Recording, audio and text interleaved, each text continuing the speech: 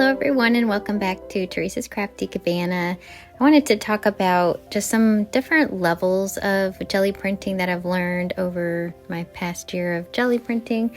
So I kind of wanted to cover beginner jelly printing, intermediate jelly printing, and advanced. So how do you go from having nice and simple, easy to do jelly printing if you're kind of just getting started, and how do you kind of make those a little more advanced? So to start out, I just have a stencil. This is a stencil from PM Artist Studio. The designer is Darcy Sanders, and I believe this one is called Roses, Always and Forever, and I'll have the link below for all of the stencils that I use in this video.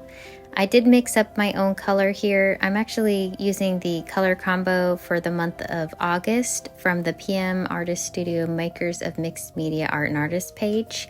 I'll link that below as well if you're new to my channel or you're looking for a nice, great community, art community to join. They do ask you some kind of starter questions just to get you in the group, but this is such a great group and they always have great challenges each month, and I just love doing the color combo.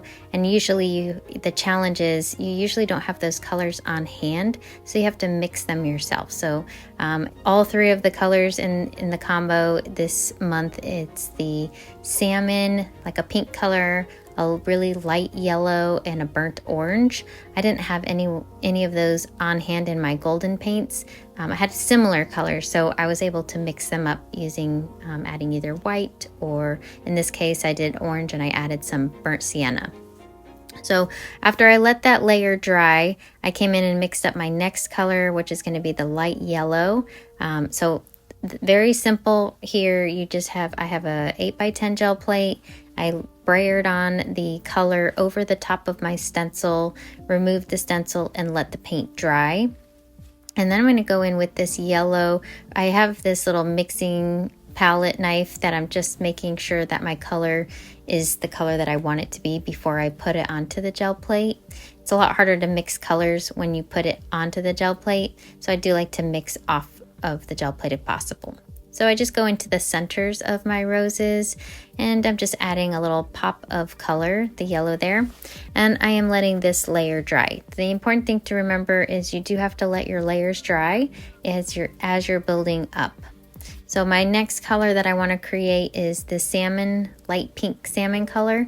So I'm going in with all three of my reddish pink colors. I have magenta, I have a naphthol red, a yellow, and my orange color. So I'm just gonna do a little bit less of the orange and more of the pink and red, and then of course the white. And this is way too dark, so I just keep adding white until it's the color that I want it to be.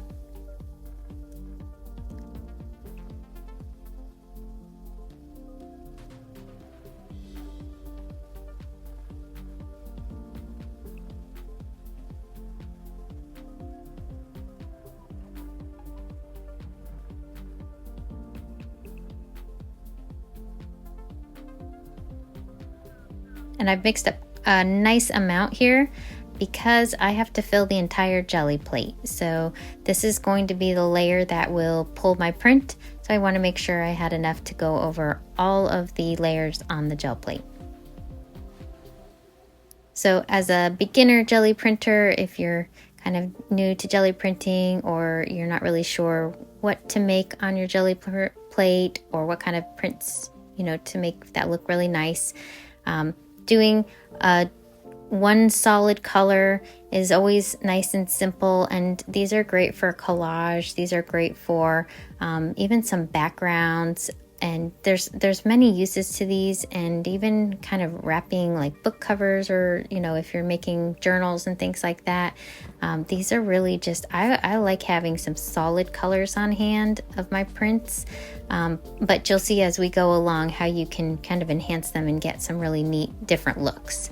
So this is just a nice, it's got the three colors in it, the burnt orange and the yellow together. You've got the pink over the back, and It's a very beautiful print, and with the golden paints, the quality of your paint is going to make a big difference. So I didn't start out with golden paints, and I don't do all of my prints with golden paints, but even as a beginner, you can get some really nice looking prints just by using nice quality paint and the paper that you use. So I do use copy paper, but I'll link it in the description. I use a copy paper that is a little bit higher quality. It's a bright white 24 pound from Staples, and I just find that it's very, very vibrant with the colors that I get from my gel prints.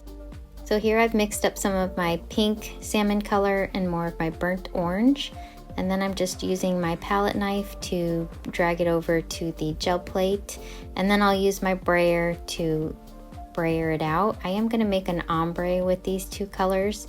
Obviously I've mixed up more of the pink, so there'll be more pink on the background, but I am going to just kind of blend them right in the center there.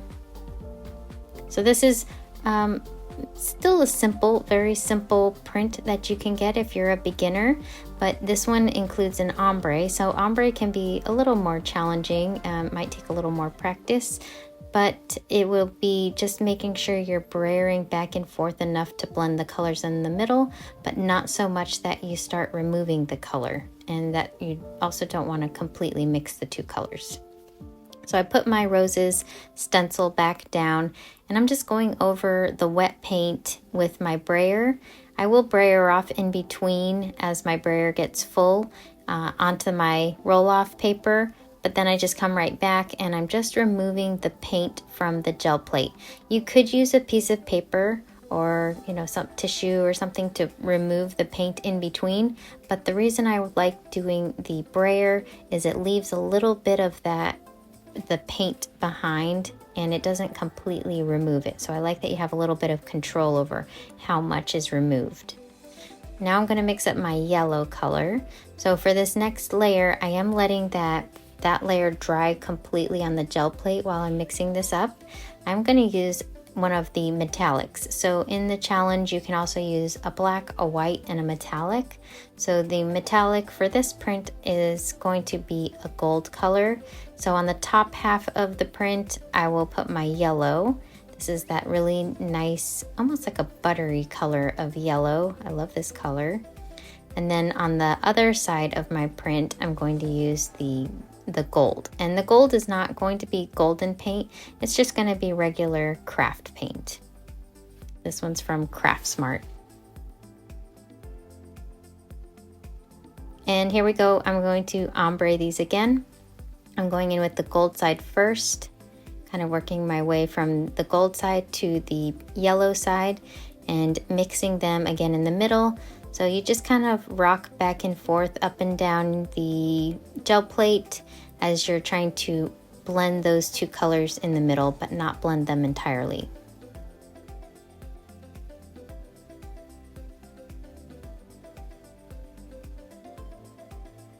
And then you just brayer off to clean your brayer, and if you have to, you go in with some more brayering off. You just want to make sure before you put your paper down that the paint isn't too thick.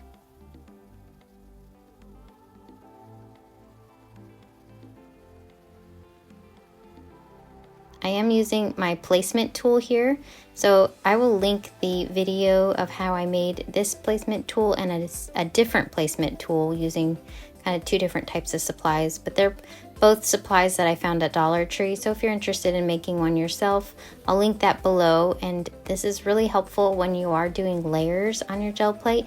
You could use washi tape. I've done that before too. So if you don't want to go through the trouble of making something or having a tool, you can put your paper down, and on the side that sticks out more, you can use washi tape to tape it down and lift up your print and kind of leave it there and build up your layers. So if you wanted a simpler way to build your layers, you can totally do that.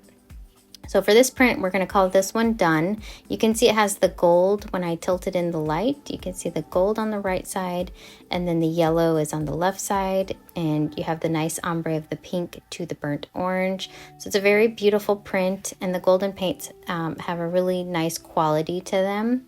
Again, you may not get that same quality if you're using craft paints, but you can still get really beautiful prints even with regular cheap old craft paints. I'm going into a more advanced technique now. This is going to be a grungy look to your print. I've really been loving having some grungy prints on hand and making some mixed media things with grungy. So I'm showing you kind of how you can go from a simple technique to a more intermediate or advanced technique. This is drywall tape, so after I put my black around the corners and a little bit in the center, I'm taking my drywall tape and kind of brayering it over the paint and removing it with my small brayer, kind of just right over the tape. So I'm adding some of the black to some areas that are there's no color, and then I'm removing the paint from the areas where there is a lot of the black color. And you just kind of do that until it looks nice. And I'm kind of, you can see I'm tilting my drywall tape in different angles, so it's not all just perfect up and down. You do want this layer to dry completely. So while that was drying, I was able to mix up my 3 colors. And now it's ready to go. So I have my small brayer here. So when I do layers like this, where I want a lot of color on the background of my print, I will use my smaller brayer, because then I know I have a little more control over how much coverage each color is going to get. However, if you're going to just use 1 color or 2 colors, it's easier to go in with a larger brayer. So here I'm just using all 3 colors, just bringing them onto the plate. No real rhyme or reason, just gonna slowly fill in the background, kind of making the composition look good. So as I'm looking at it, I can see where I think it needs more of the orange color or more of the pink, and you can see I'm kind of keeping the pink sort of in the center and the yellow kind of on the top right and bottom left, or top left, bottom right. So yeah, as you build your composition, you can see where your eye is drawn on the page, and that can help you decide where you want to put your colors. So now I'll put my roses stencil back down on the plate.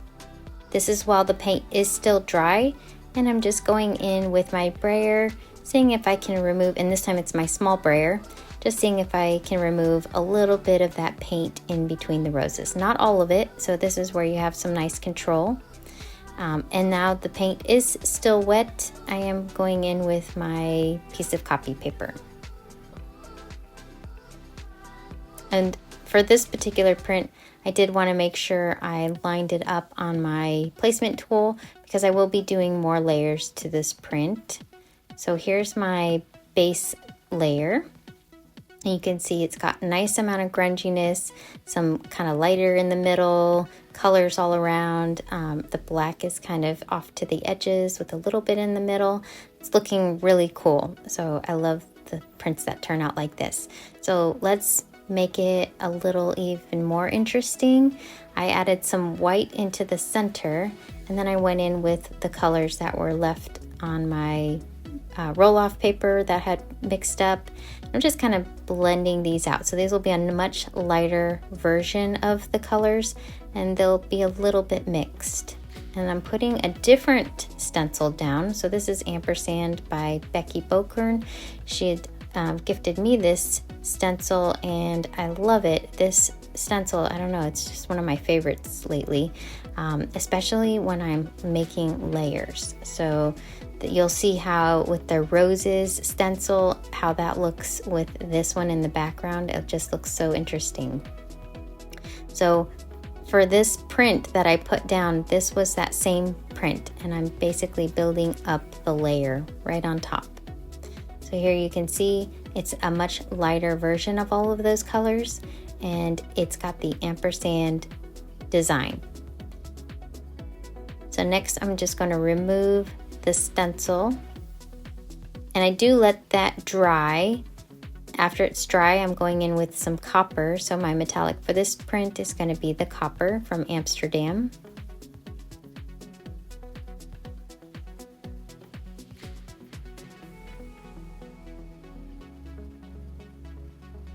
I want to create a shadow on that same print. So I'm taking the stencil the same way that it was on the plate, but I'm just shifting it up and over just a tiny bit, and that will give it a shadow.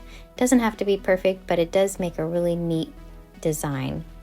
So then I put that right over, and I use my placement tool to line my print up right in the same area. And this time, because my stencil's down, I'm just pressing in all the areas where that copper is, just like I did on the last one.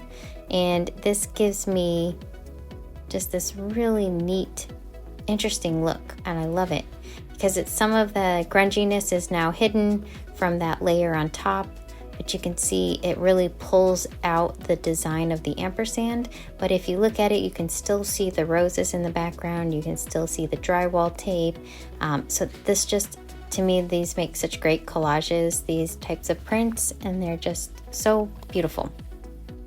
The bonus is you have this, what's left over on the gel plate. I do let that dry. I'm going to come in with some black again on my edges. I really do like these distressed looking, grungy looking prints. So bringing in my black again. This time I'm going to use a stencil to get some texture. This is the Chaotic Mesh stencil from PM Artist Studio. Same thing, I'm just using my brayer to remove some of that paint in between the openings.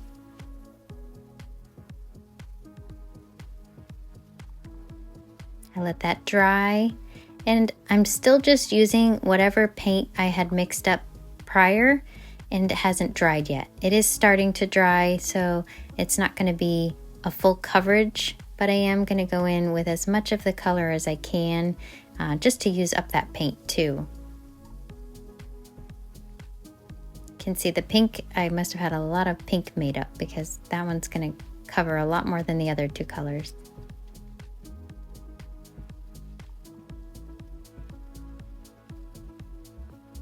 To stretch this and to make sure there's a lot of paint on the background to pull my print, I'm using some white over the top.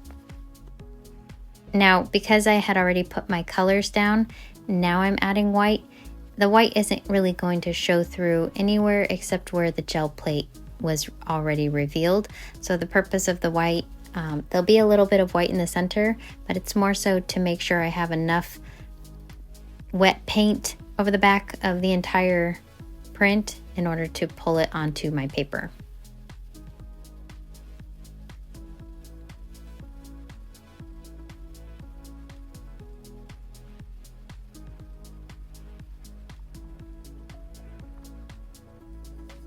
And this is a fresh piece of copy paper, a new piece, and I'm going to pull this as one entire piece. So the print before it, I wanted to layer, and then this one, I did the layers on the plate, and I'm just pulling it all up together.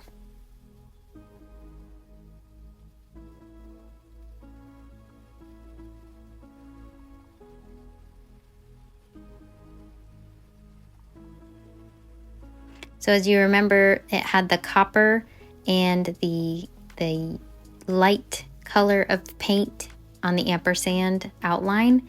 So that's what's on the front layer. Then there's the black layer behind that, and then the colorful layer with the white behind that to pull the print. So all of those layers in one pull, and that's just a really fun and interesting way that you can get some really neat designs just by mixing up how you do your layers and how you apply your paints. So here's that first print that we did. Nice and simple, easy to repeat. The second one, you can also easily repeat this one with your ombre. The only difference might be how high up your ombre goes. And of course, if you mix up the colors, that'll totally change it. And then this one, it's harder to reproduce the prints that look like this. So these are more like one-of-a-kind type prints. Even if you wanted to repeat it, it'll always come out looking just a little bit different. And then of course, the prints that you can get after you do a really nice print session, you're basically putting color behind whatever is left on your gel plate. So I hope you've learned some things from this, and if you're a a very advanced gel printer, you may not have learned anything, but I hope you enjoyed seeing my process. Maybe it's a process that you do. I'd love to hear, you know, what are some processes, or I don't know if they have names to them, but processes you've tried that you really enjoy, from beginners to advanced. So I do love trying out different techniques. One that I tried out one time, but I love doing this one, and we'll do this one again, is the long haul. And that's from PM Artist Studio. They basically put their stencil down, and then you just keep brayering different colors over it, and each color that you put over the stencil you pull with a new piece of paper. Usually it's like tissue paper, and by the end of it you have this nice built up layers of color. So I think that one's really cool too. I didn't do that in this video, but definitely lots of things to try. And I wanted to thank you all for being here and for watching my channel and hanging out with me. So I will see you in the next video. Happy crafting, everyone.